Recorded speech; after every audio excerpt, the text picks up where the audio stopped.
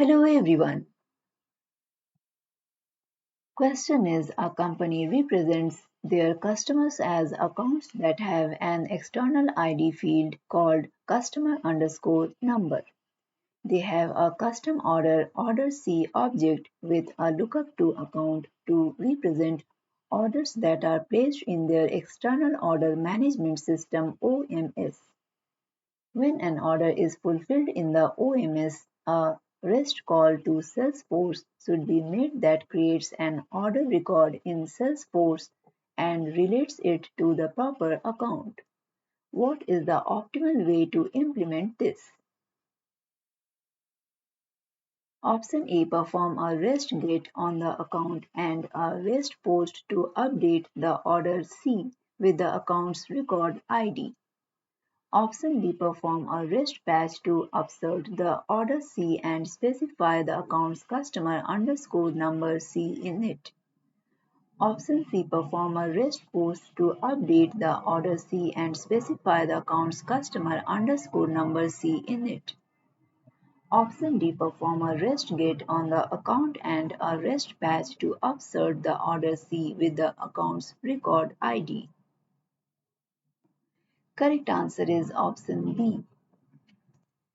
Question is a company has a native iOS app for placing orders that needs to connect to Salesforce to retrieve consolidated information from many different objects in a JSON format. Which is the optimal method to implement this in Salesforce?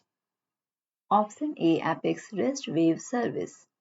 Option B, Apex SOAP Wave Service. Option C, Apex SOAP Callout.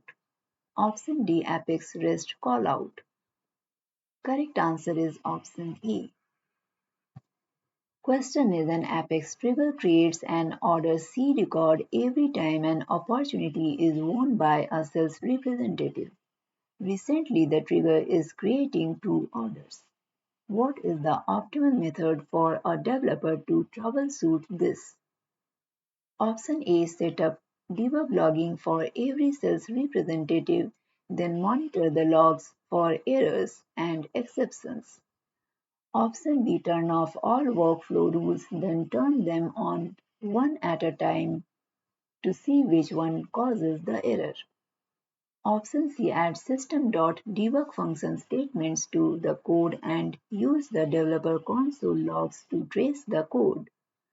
Option D, run the Apex test classes for the Apex trigger to ensure the code still has sufficient code coverage.